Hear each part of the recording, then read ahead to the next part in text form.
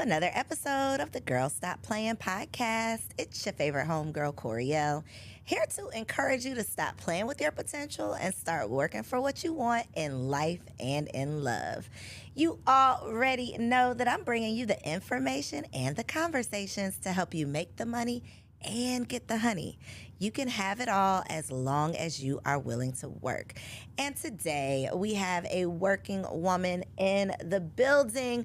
We have Dr. Loren Joseph in the studio. Hey, welcome to the show. Thank you so much. It's my pleasure to be here. So for y'all that don't know, Loren is the Jamaican pronunciation of Lauren. Okay, we real basic over here. Okay, y'all are fancy with Loren. Now, every time I have someone of Jamaican descent on my show, because I consider myself to be Jamaican, I always ask for a patois lesson. Okay, all right. You ready?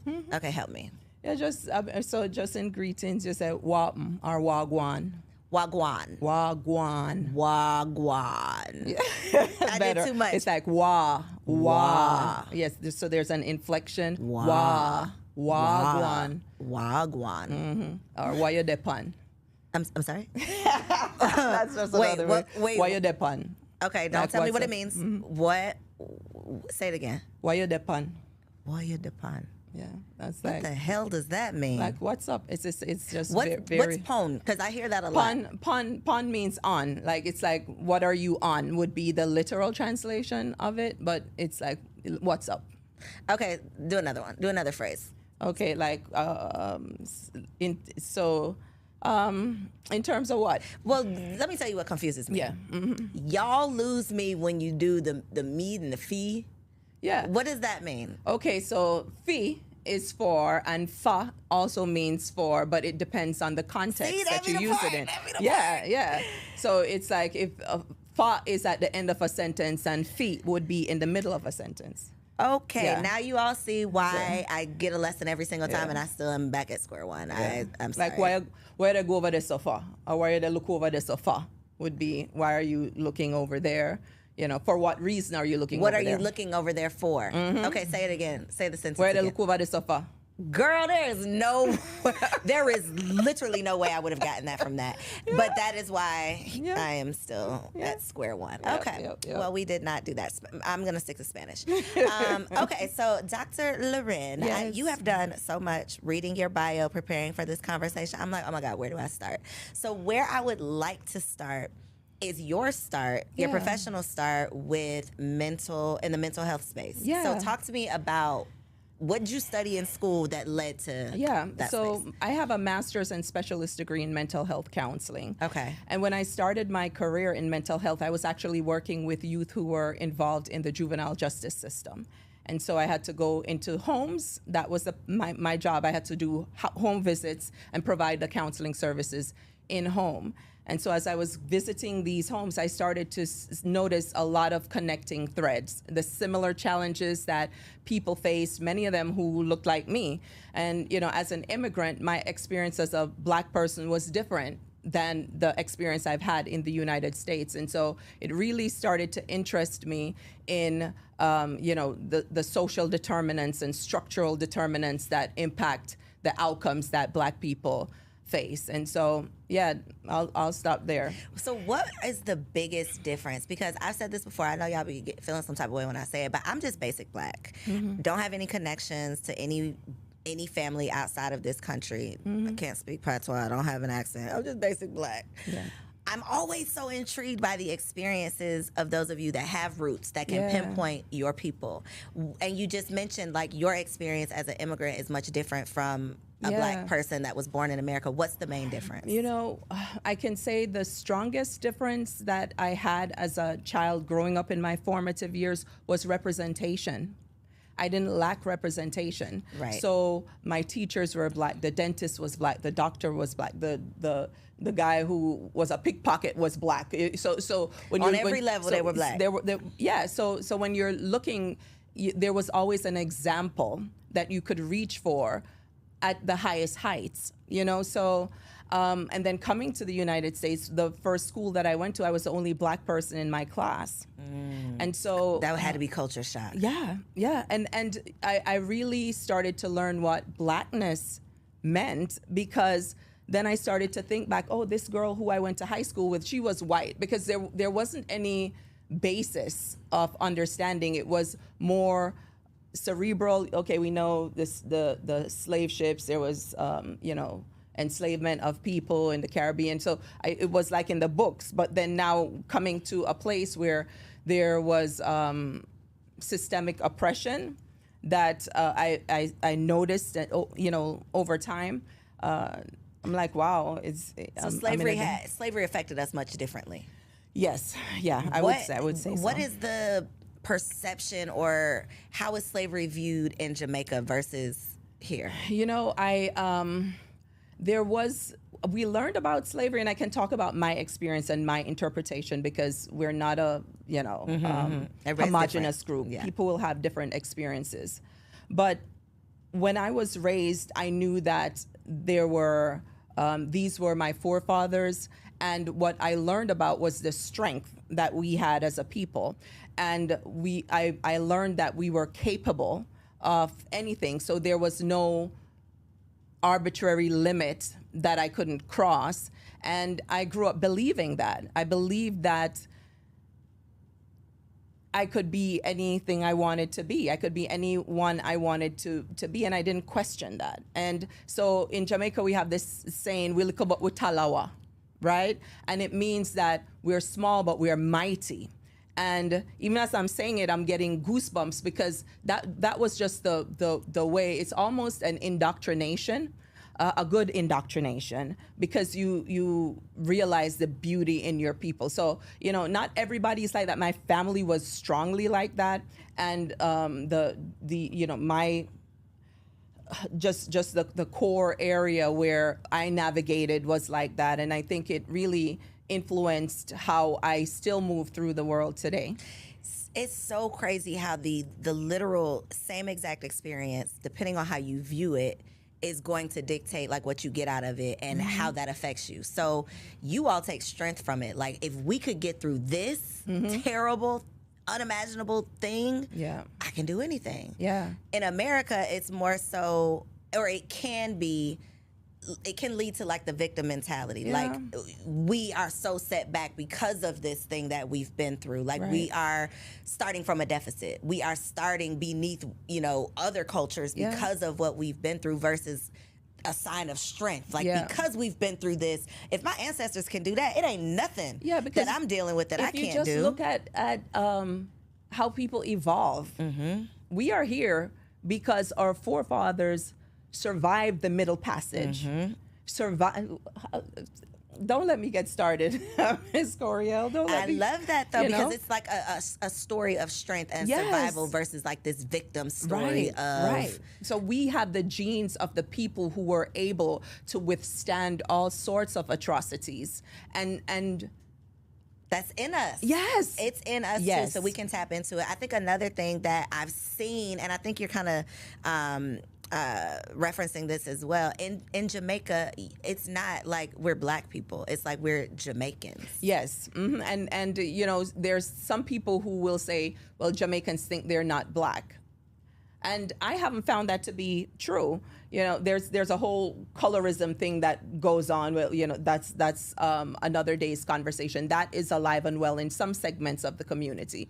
But we are taught to be proud of our heritage. And so when we claim Jamaica, it's not that we're abandoning Blackness. It's that Jamaica, it flows through our veins. We no matter where we go, Jamaica is our home, and so we represent loudly.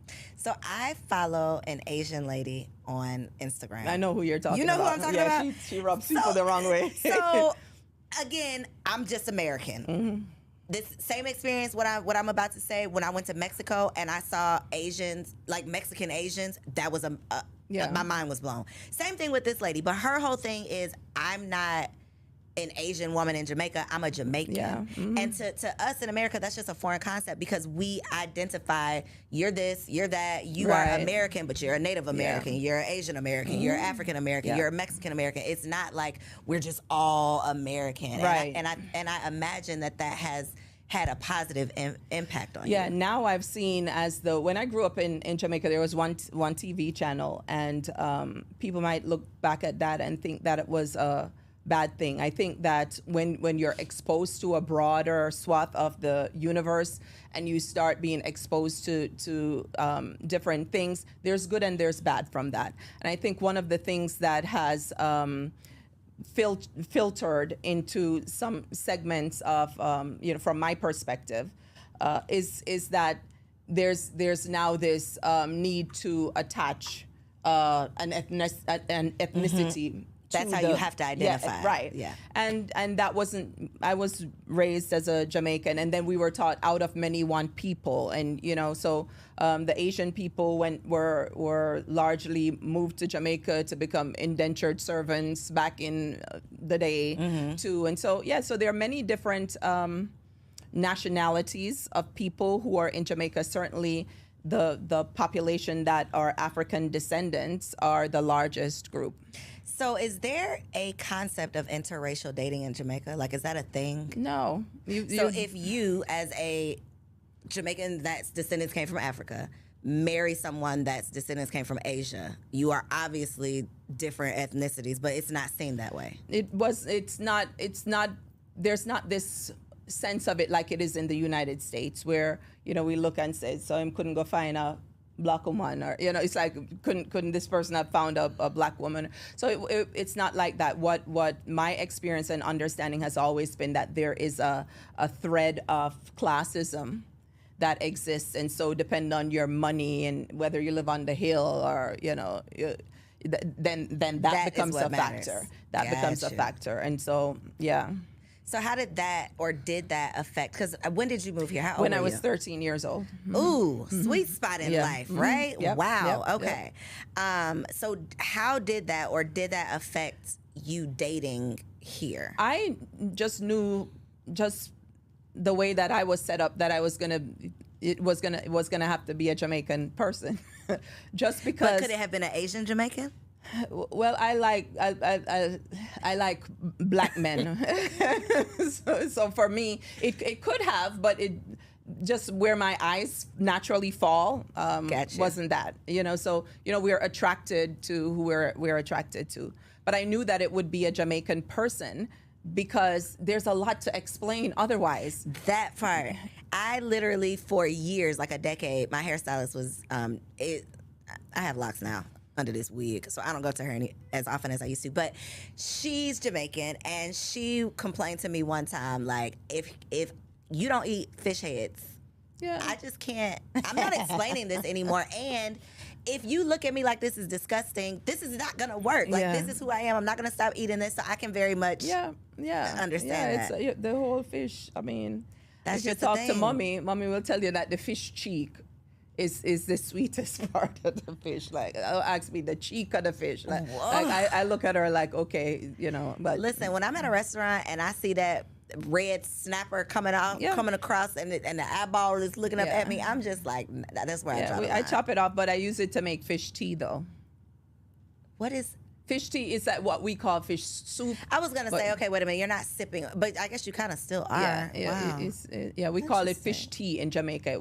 You would call it fish soup, but Jamaicans call it fish tea. Interesting. You see, okay. it's a whole heap of things. You like, I'm not about to explain all of this to you, so you need to come get with the program. That makes sense.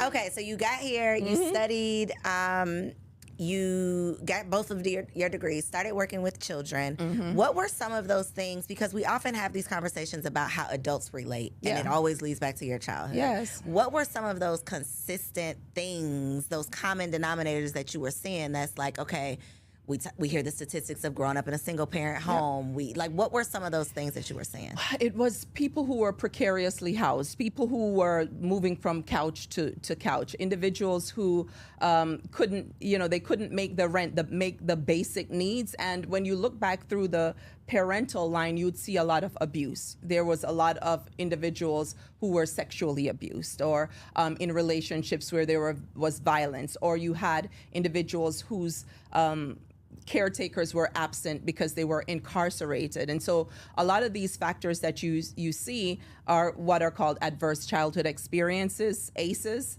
And it really impacts how individuals see the world and how they move through the world.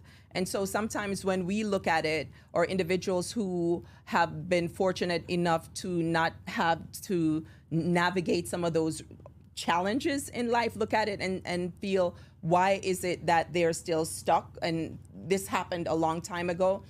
When you are negative, when you are harmed at a time in your life when nurturing is what is most important, then it creates a break, you know? And so when we talk about like arrested development, you know, not the group arrested development, but you see some people whose development stops at the time of the trauma. And so now they're navigating the world as a 30 and 35-year-old woman, but they are really a 12-year-old child, because the concerns, the issues that they faced at that time have not been resolved. There was no opportunity to resolve it. And so that was the connective threads that I saw, particularly in individuals who are living in poverty, but even people who were wealthy. The ones who were in the juvenile justice system, there was a pattern of trauma also present in their lives. Interesting, because you would think, or so many people think, you know, when you can give your kid everything, you know, they have everything. Why would they have any issues? Like, I've paid for everything, I've provided everything, and that is not always like the most important, the utmost. That's because what's going to the affect strong you. bonds, you know, strong bonds, nurturing bonds cannot be developed in absence. So you might have the nanny, but your child may need you. And so, you know, money does a lot, but it can't do all. That part. So I literally I didn't get rid of her. She kind of quit, but I had an au pair. And although I loved the convenience of having a live-in nanny, once she left and I got over the initial shock of like, oh my God, I'm having to take care of my old kids myself, I really started to think like, I needed to take care of my own children. The crutch that this au pair was providing, it was really, although it was convenient, there were so many moments that I would have missed if she would have stayed. And I think the convenience of all of these things sometimes is taking away from the connection that we should have with our kids. It definitely is a balance, and it's hard because you're a working mother. You know, you are brilliant and talented in your own right, trying to forge your path forward. And so, you know, I'm a mom myself, and so I understand that there's give and take, and there's sometimes guilt when difficult choices have to be made. But no, I feel you on that one. So what did you take away from that career path that you have used now as a mother with your own children? I understand the importance of time. Time is fleeting, and I make choices. I always with that knowledge, because so many people who we're working hard and we're working intentionally to be able to have a legacy for our children.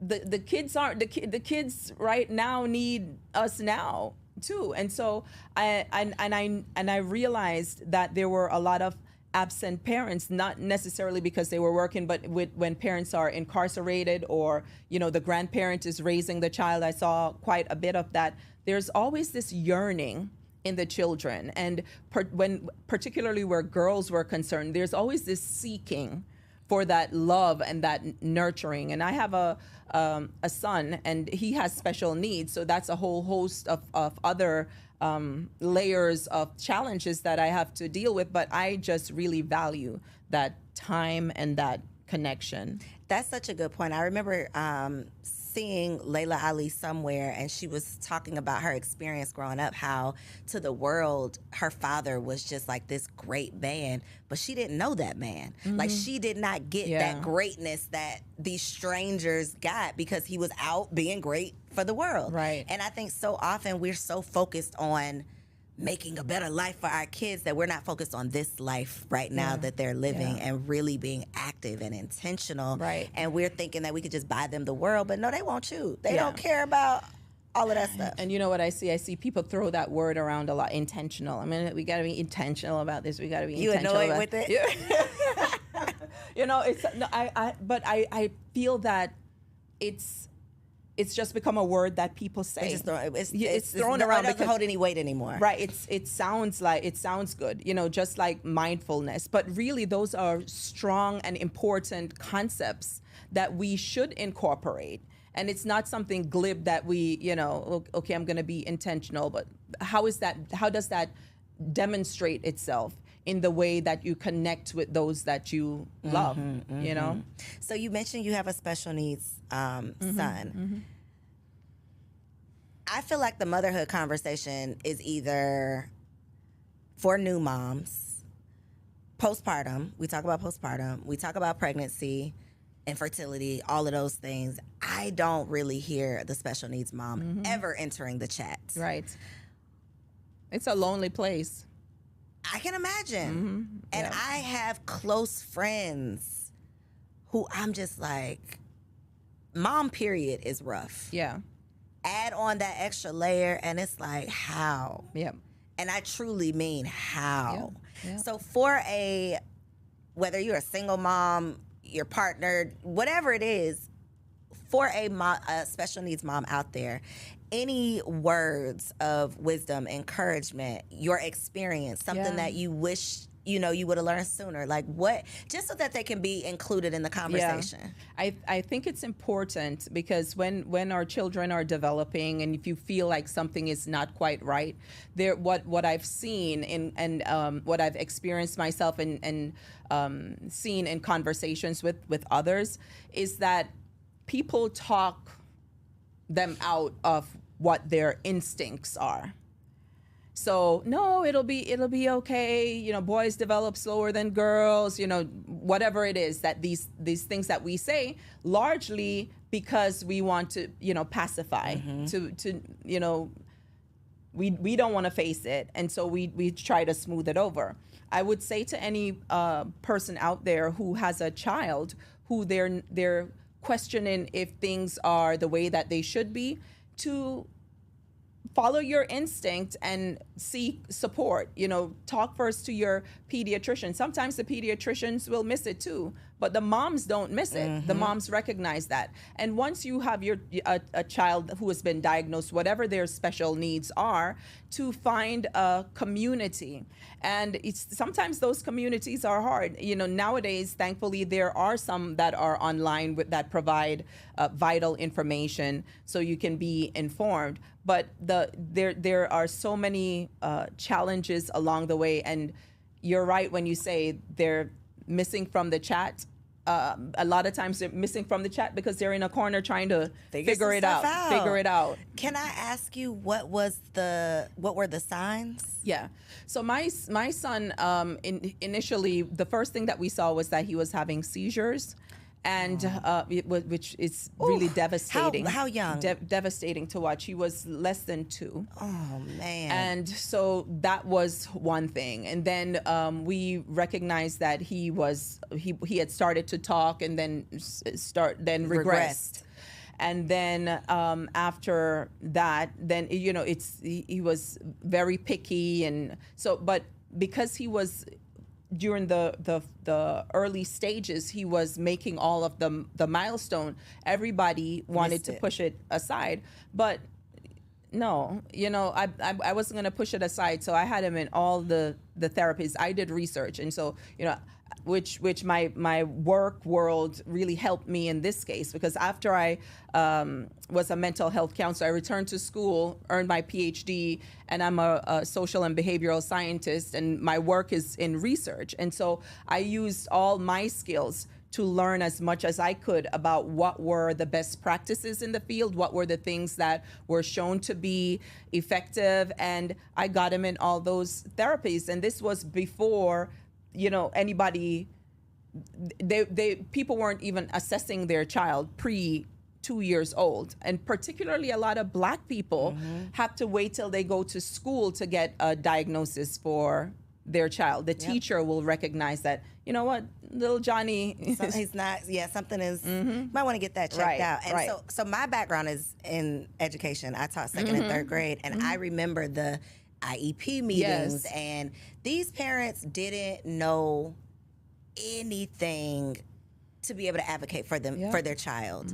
And when you don't know what you don't know, you show up in those meetings and you are dictated to. They tell you what's about to happen. And this is your baby. And I think so often, whether we're talking about even when you're pregnant, not being able to advocate for yourself. Black people especially, we got to stop feeling like the doctor is the end all be all. Like the doctor, the principal, the police, anybody with authority, we feel like they know better for us and for our family than we do. And we sometimes, a lot of times, are handing over our control. You're handing over your child, literally the health of your child, the future of your child, to someone who does not have that buy-in, someone who does not really truly, they say they care, but they're not gonna have to pick up the pieces of what happens here, of the decision that's made. And so I think it's so important that we don't, as you said, just let people tell us what's about to happen or what's going on. And we as women, like, how many times have you been to the doctor, homegirl, and you like, doctor, something ain't right. I don't know what it is, but something is, I'm telling you, something is not right. And that doctor will look you right in your face and say, no, that's normal. No, that's not what it, and so that's it's that same feeling of like, no, I know. You cannot tell me that this is normal. And we have to be willing to get a second opinion and go to a different doctor and push the issue, because it could be life or death. Absolutely.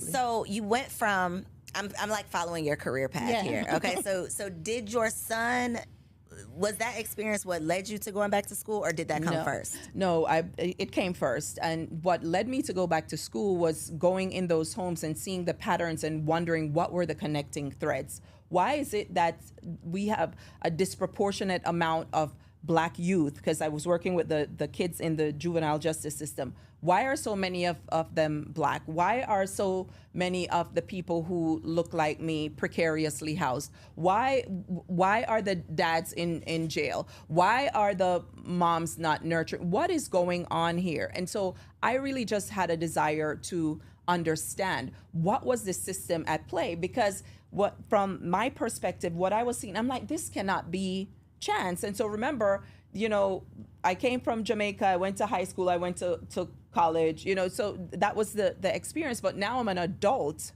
in the world navigating it, and I'm like, something's not right. And so when I went back to school, it was because I wanted to find a way to address social outcomes. And so I earned my doctoral degree, which equipped me to do that. It was a multidisciplinary degree that drew from criminal justice, social work, public affairs, and health informatics and research. And so it allows me to take a cross-sector approach at examining problems, because when you look at people, we're whole people, and we're impacted by a system that's connected, and we're using different language, so we call it disproportionate contact with the criminal justice system. You have achievement gaps in school. You have all of these things, and when you really think about them, you have disparities in health outcomes. It's the same phenomenon with the same undercurrent driving it, right? What is that that's driving it? It's the social determinants. It's structural racism. It's the way the system is designed? The way the system is designed. So what do we do? Because let me tell you, I am not the type of person that wants to sit up here and have all these conversations about the problem. What's the solution? What can not just, I feel like also a part of the challenge with the Black community is we are very much individualized. Like I only care about my child, my family, my house, but we have to be more that village mindset, that community. So as a community, what can we do? I think that it's important for us to recognize where our strengths are and lead movements, micro movements within our sphere of influence. it's like, so we might not have a platform that reaches, like you have a platform that's very huge, but everybody might not have that platform. I don't have that platform, but you know what I did as an entrepreneur who, in looking at the data, recognized that Black women are starting all these businesses, and these businesses are fledgling, that we're making $24,000 a year, as compared to $198,000 by other people. I said, what can I do? My head is knee deep in disparities data.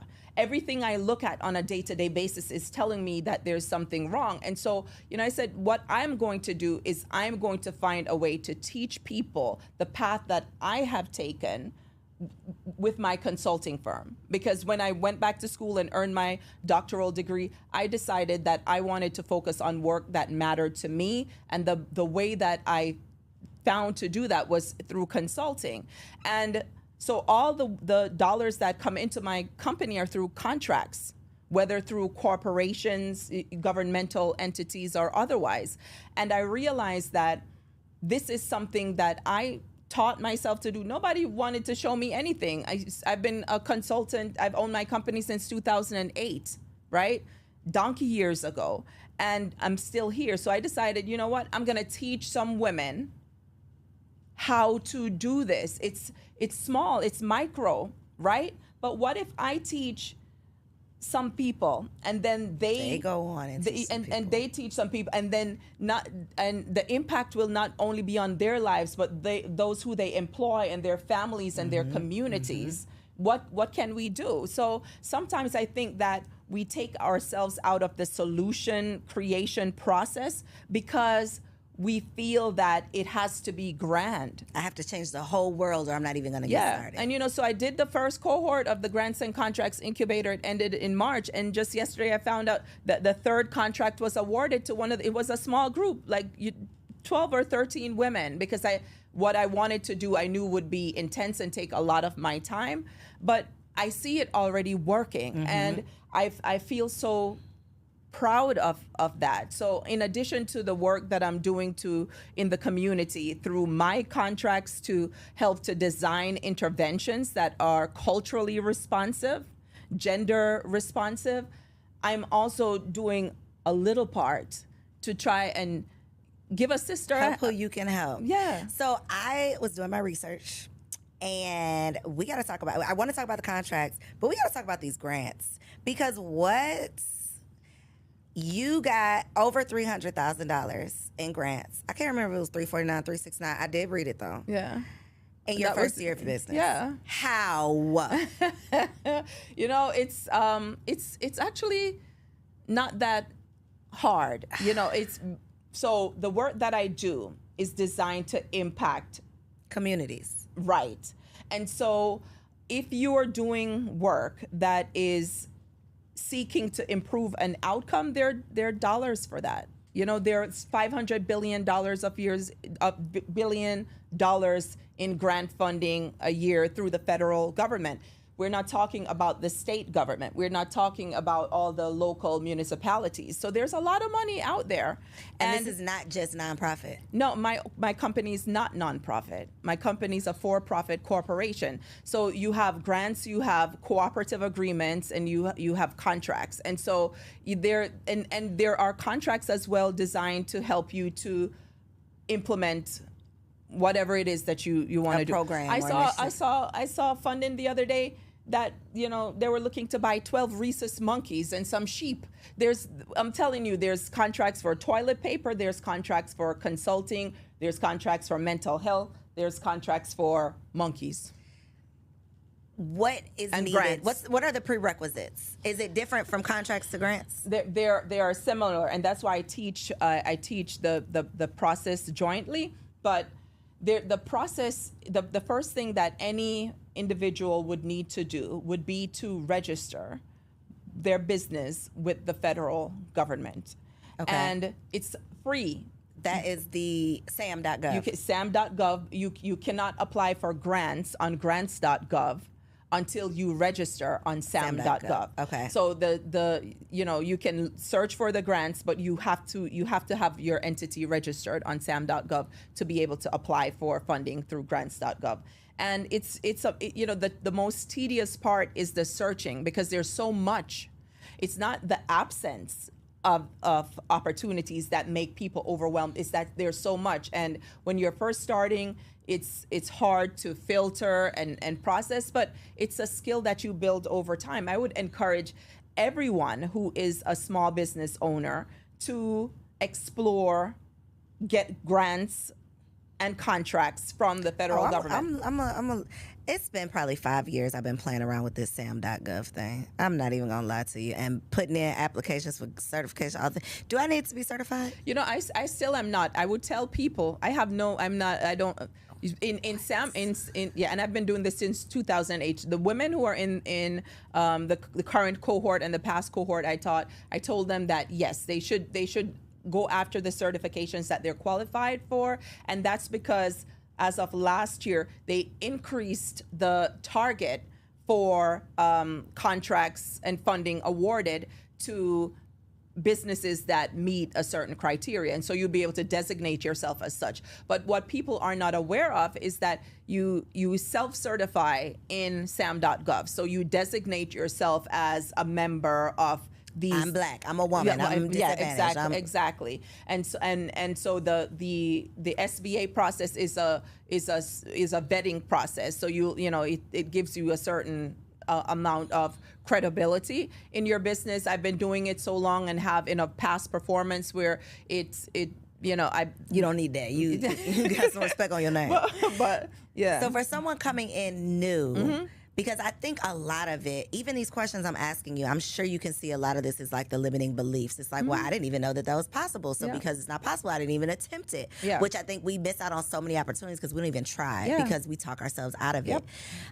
What realistically, I guess, because I'm not going to apply for a grant. Like, why would I apply for a grant? I'm not going to get a grant. Is it easier to get a grant versus a contract? Is it easier a contract versus a grant? I'm telling you, they're cousins or twins. They're friends who love each other. The path and the process is very similar, and so as you're exploring one, it's like anything.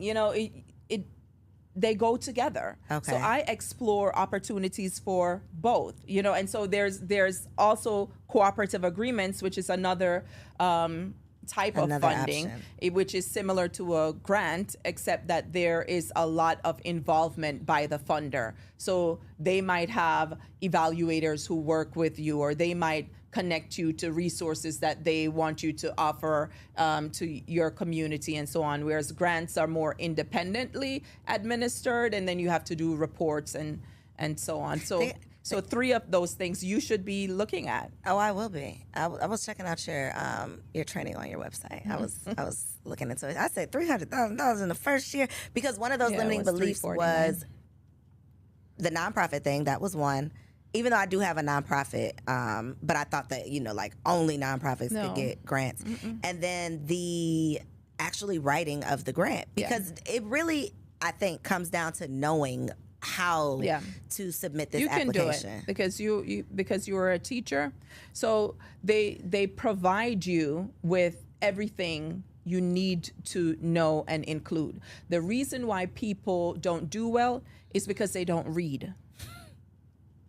Because they're intimidated by a 60-page notice of funding opportunity. Girl, that sounds very intimidating. But it's not. It looks okay. Listen, there's a lot of things that intimidate me, but what's not gonna intimidate me is trying to apply for $750,000. You're like, I'm gonna figure that out. You see what I'm saying? So if the barrier between me and that is 60 pages.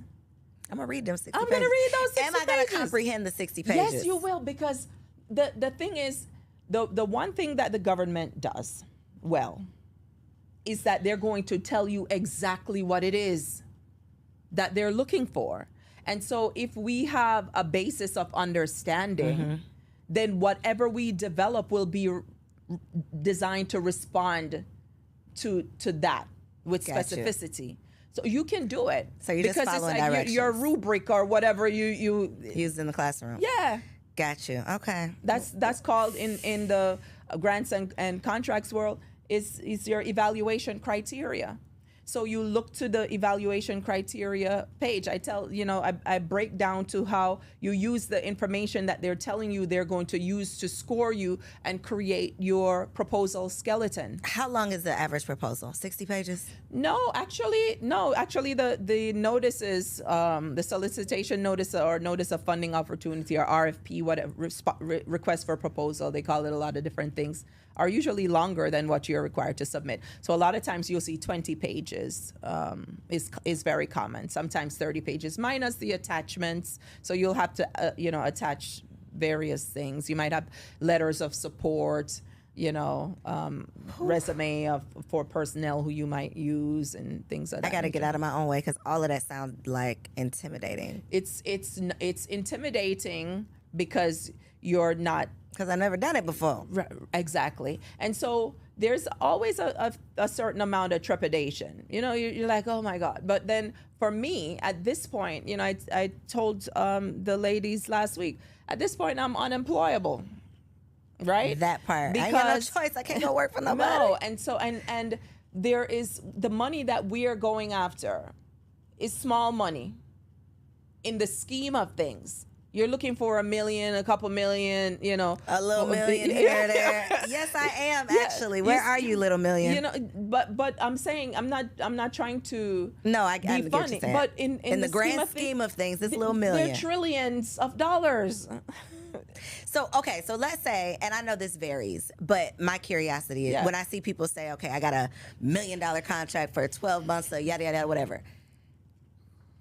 How much are they really getting out of that million? Because you got to take that and hire the people and do the things. Yeah, so it depends on are you selling products or are you selling services and so on. So it depends, So it's when you think about anything that you're going to undertake, when you're thinking of should I respond to this proposal, you look at they have what's called a funding ceiling. And then they have the funding floor. The least you can, they want you to request, and the most that you can request on any. So there's parameters. Yeah, there's parameters. And so when you're thinking about the product, process, service that you have in mind, then you're looking at the dollars and you're looking at what they're asking you to do, and you're looking at the budget to see if it makes sense. Gotcha. Not everything makes sense, but a lot of it out there does make sense. And so you might go after, a 3-year, $4 million funding opportunity. Does all of that come in your pocket? No, it shouldn't, because you have to. You got to do the thing. You have to do the thing, and you may not be, as a sole proprietor, able to do the things all by yourself. So you would need like subcontractors, right? Right. Yeah, you can use you can have contracted staff. You can have, if you have staff within your own organization, and so they will have to be compensated. But you are in this business for a profit, so your price is the cost plus your profit. Got you. What is the biggest difference or process? How is the process difference between government contracts and corporate contracts? Yeah, what I've found is that on the corporate side is that the contracting process has been a little bit simpler in my experience. And so, there's not a whole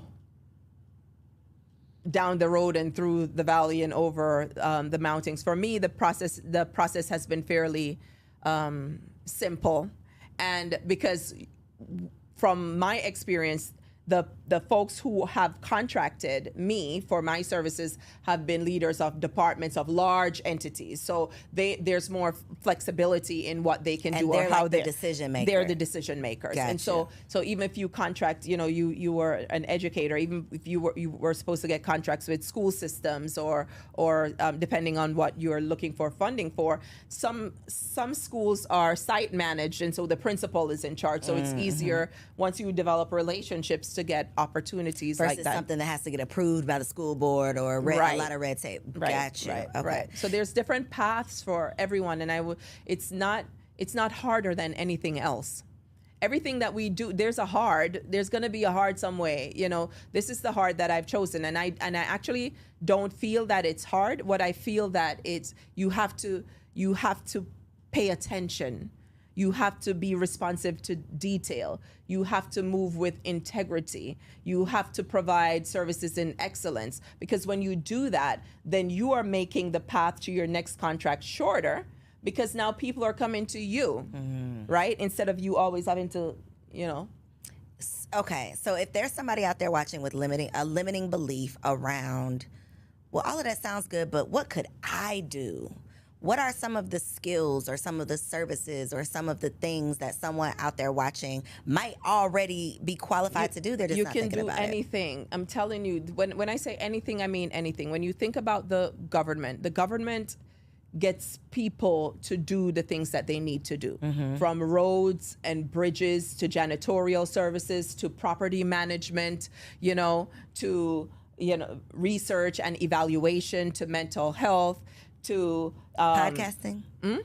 Podcasting. You see a podcast contract? Well, I'll look for you. Girl, when I look go for me once. See what's out there. I'll look, because they, the other day I was looking at, they were looking for photography and social media marketing for an embassy overseas, or someone to do something in Rome. So there's opportunities. This is global. This is global, because the United States government has global. Presence. Got you. Yeah, that was it.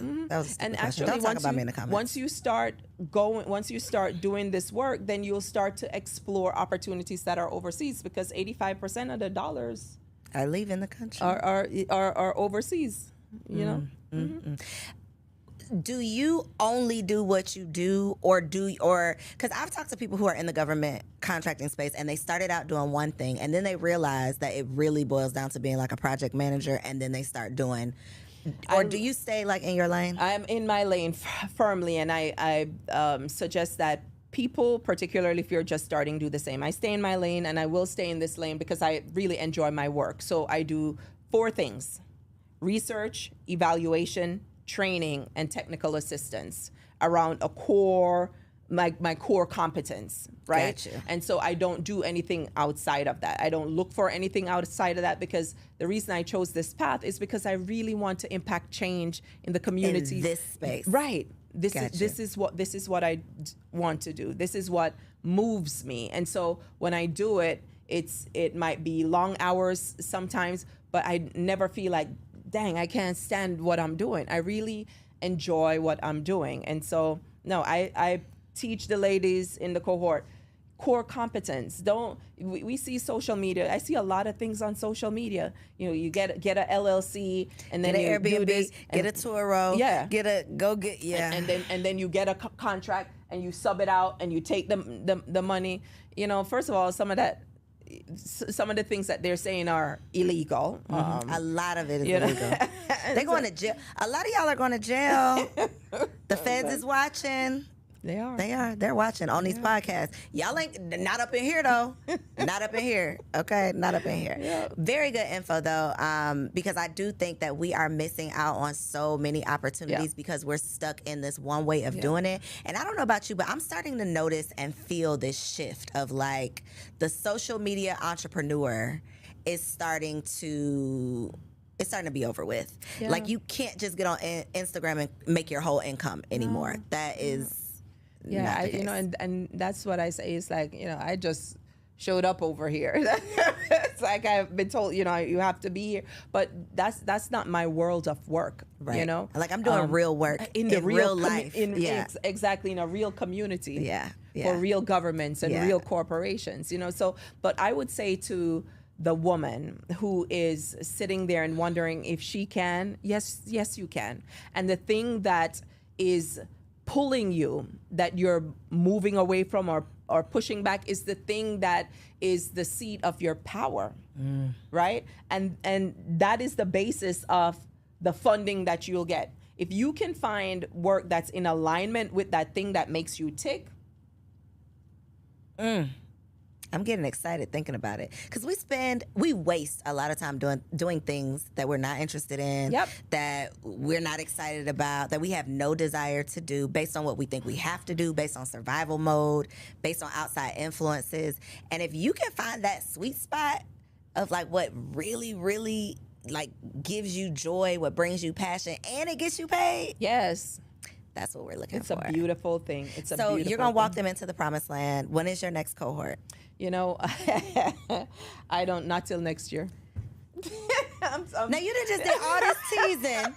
No, it's, you know, it's like people, but you remember how you just asked me, or do I'm not just teaching about this. I'm You're living actually this. I'm living this, and I love my life. That's why I'm going back home right after I leave here, because my bed is comfortable. Right? So you And like, y'all gotta get in where you fit in because I'm yeah, really doing no, this. I did one and it was beautiful, and I did the second one and it's beautiful. I haven't set the date for the third one, but I do have a waiting list. Okay. And so people can sign up for that if they want to be made aware of it. But there are, you know, and sometimes I do question and answer session where it's an hour or more of me really just answering people's questions and specific questions about what path can they take, or does this make sense, or, you know. But the key thing that I would say is that there are resources that are available that are at no cost. To register on sam.gov, there's no cost to that. When you go on Google and you search it, you're going to see companies that pop up that say $600 or $1,000. You don't do that. You register for free. You go to grants.gov for free. You register for that for free, and you start learning. You just playing around with it. I say scroll for dollars. If you want that feel of just scrolling down like you do on Instagram, go on grants.gov, go on sam.gov and scroll through the opportunities. You know, it will help you. It'll inspire you. It'll probably open up your mind to Yeah. what's possible. Yeah. Because again, we think we have to sell one-to-one. I got to start a lash line. Yeah. I got to, you know, we're all doing the same thing. I start a t-shirt company. I got to same thing over and over, and we're missing out on so much money. If you want to start a t-shirt company, start the t-shirt company, but don't sell one off. Go on sam.gov and get a contract. and sell 1,000 t-shirts. They got t-shirt contracts? Yes. Because think about the military and their uniforms, and when they're jogging on the street and it says U.S. Army, they buy that from a contractor. They buy the shorts, the little ROTC outfits that the kids in high school. One of the persons in the incubator was just looking at that. There's there. everything that you sell. They're buying it. Yeah, there was a contract that I just saw the other day for a cosmetology instructor. So it's there. We are talking ourselves out of a path. The path to freedom is what it really sounds like. And let's full circle moment. If we go back around to slavery, it's time to get your money back. Okay? All of that money that money back, okay? That the country that you built on your back, it's time for them to pay you back. Yeah. And we could drop the mic on that. So I don't even know. You can send the people to your website, but it ain't nothing there for them. But the wait list, Unless you got a contract. unless you got a contract. Yeah, I don't sell to. Okay. Yeah, Okay. yeah. Well, where can they find the wait list? Oh, Where can they find you online? Yeah, they can go to Dr. Loren, DrLauren JOSEPHS, Dr. Loren Josephs on Instagram. And the don't other even go stuff. to the website because Yeah, she ain't or got I'm none on of that. LinkedIn too, because that's where. That's where she hangs out with the big coins, with the contracts with the coins, baby. So if you got a contract for Dr. Loren, Yeah. holla at your girl. If you got a contract for me, holla at me, okay? Speaking that thing into existence, I have enjoyed you. I So much good information. I love Let it. me in the next cohort. Yep, come on. Okay, I'm gonna Even get on in the wait between, list. I'll tell you. I can't wink, but look, even in between, your girl get it where she fit it. And Yeah. listen, y'all already know when I find out new information, I'm bringing it to you. Yeah. So don't be hating, because I'm gonna get in where I fit in. Okay, I'm gonna come right back here and tell y'all everything I learned, because truly, all jokes aside, we gotta stop playing. Girl, stop playing. Okay, we gotta stop playing with our potential. We gotta stop playing with our future. We have to stop talking about this generational wealth that's just gonna fall out of the sky, and we have to start being intentional and strategic about how we are creating it. So thank y'all for tuning in to this episode. Comment below and let me know something that you've learned, because I know you've learned a lot, okay? You might need to hit the replay, go back, rewind it, like drag this thing back so that you can get your notebook out and take some notes on the opportunities that you are about to go apply for right now, today. SAM.gov, grants.gov, follow Dr. Loren on Instagram, and make sure you subscribe to the channel so you don't miss out on next week's show. I'll see you right back here. Love you. Peace.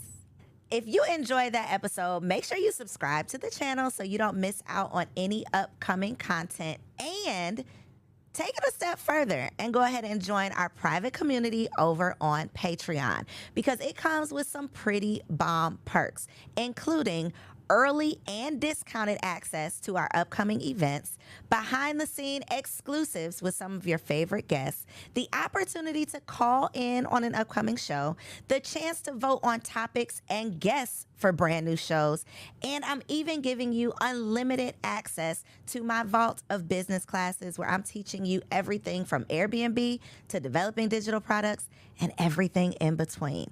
And you can get access to our Patreon for as little as $5 a month, okay? Get in where you fit in, and I'll see you on the inside.